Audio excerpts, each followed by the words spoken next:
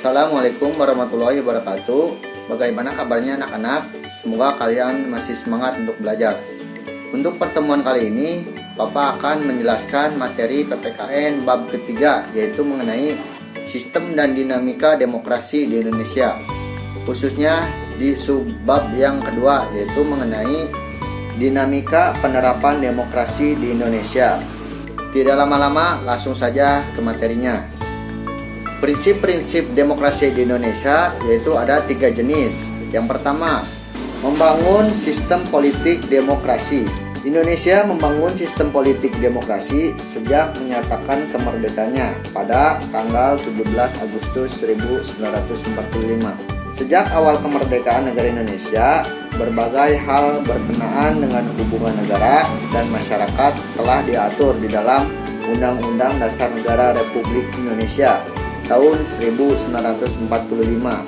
Hal ini sesuai dengan Undang-Undang Dasar Negara Republik Indonesia tahun 1945 Pasal 1 Ayat 2 yang berbunyi, kedaulatan berada di tangan rakyat dan dilaksanakan menurut Undang-Undang Dasar. Melalui pernyataan konstitusi ini, para wakil rakyat menginginkan agar sistem politik Indonesia mampu mewujudkan pemerintahan yang melindungi seluruh bangsa Indonesia, segenap tumpah darah Indonesia, memajukan kesejahteraan umum, dan ikut serta menjaga perdamaian dunia. Yang kedua ada demokratisasi Indonesia. Langkah awal demokratisasi di Indonesia dimulai saat diterbitkannya Maklumat Wakil Presiden nomor 9 tanggal 3 November 1945 yang berisi anjuran untuk membentuk partai politik. Langkah berikutnya yang dilakukan pemerintah adalah merencanakan pelaksanaan pemilu untuk memilih anggota DPR yang akan diselenggarakan pada tahun 1946. Yang ketiga ada prinsip-prinsip demokrasi di Indonesia. Prinsip-prinsip demokrasi secara umum pada pembahasan sebelumnya, menurut Ahmad Sanusi, 10 pilar demokrasi konstitusional Indonesia menurut Pancasila dan Undang-Undang Dasar Negara Republik Indonesia tahun 1945. Yang pertama, ada demokrasi yang berketuhanan yang Maha Esa. Yang kedua, ada demokrasi dan kecerdasan. Yang ketiga, ada demokrasi yang berkedaulatan rakyat. Yang keempat, ada demokrasi dengan rule of law. Yang kelima, ada demokrasi dengan pemisahan kekuasaan negara.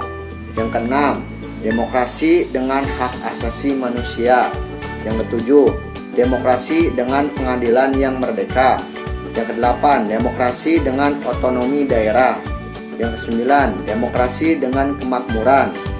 Dan yang terakhir, ada demokrasi yang berkeadilan sosial. Yang selanjutnya ada periodasi perkembangan demokrasi di Indonesia. Setiap pelaksanaan model demokrasi memiliki ciri khas dan karakteristik tertentu. Periode perkembangan demokrasi yang pernah dilaksanakan di Indonesia adalah sebagai berikut. Yang pertama, demokrasi liberal. Demokrasi liberal dilaksanakan setelah dikeluarkannya Maklumat Pemerintah 14 November 1945. Dalam sistem ini, kepala pemerintahan dipimpin oleh seorang Perdana Menteri. Perdana Menteri dan menteri-menteri dalam kabinet diangkat dan diberhentikan, serta bertanggung jawab kepada parlemen, dan presiden menjabat sebagai kepala negara. Berikut adalah sejarah pergantian kabinet yang terjadi pada masa demokrasi liberal. Yang pertama, Kabinet Nasir pada tanggal 6 September 1950 sampai 27 April 1951.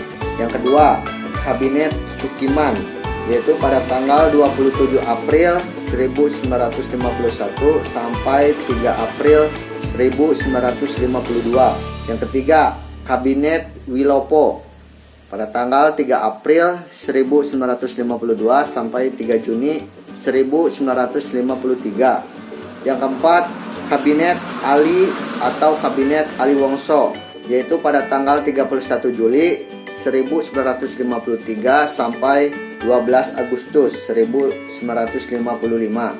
Yang kelima, Kabinet Bahanuddin Harapan dari Masyumi pada tanggal 12 Agustus 1955 sampai 3 Maret 1956. Yang keenam, Kabinet Ali II, yaitu pada tanggal 20 Maret 1956 sampai 14 Maret 1957. Yang ketujuh, Kabinet Juanda, yaitu pada tanggal 9 April 1957 sampai 10 Juli 1959. Yang kedua, ada demokrasi terpimpin. Selama masa demokrasi liberal, rakyat Indonesia sadar bahwa sistem demokrasi liberal tidak cocok dengan sistem politik Indonesia. Ketidakcocokan dapat dilihat dari dua hal berikut. Yang pertama, demokrasi liberal bertentangan dengan nilai dasar Pancasila. Yang kedua, ketidakmampuan konstituante untuk menyelesaikan masalah-masalah kenegaraan, khususnya pengambilan keputusan mengenai Undang-Undang Dasar Negara Republik Indonesia tahun 1945. Yang ketiga, demokrasi Pancasila pada Orde Baru. Orde Baru berkeinginan melaksanakan Pancasila dan Undang-Undang Negara Republik Indonesia tahun 1945 secara murni dan konsekuen, sebagai kritik terhadap Orde Lama yang dianggap telah menyimpang dari Pancasila. Sistem politik baru yang digunakan diberi nama demokrasi konstitusional atau demokrasi Pancasila yang berdasarkan pada Pancasila dan Undang-Undang Negara Republik Indonesia tahun 1945. Yang ketiga, demokrasi era reformasi. Demokrasi pasca reformasi merupakan salah satu reaksi terhadap pemerintah Orde Baru yang dianggap telah menyimpang dari tujuan dan cita-cita demokrasi Pancasila.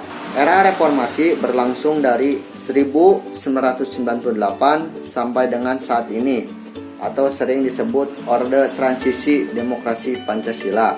Era reformasi dimulai setelah Presiden Soeharto mengundurkan diri pada tanggal 21 Mei 1998 dan digantikan oleh Wakil Presiden Profesor Dr. B.J. Habibie.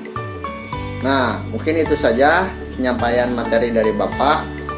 Apabila kalian belum paham atau belum mengerti, kalian bisa hubungi kontak Bapak di akhir video ini.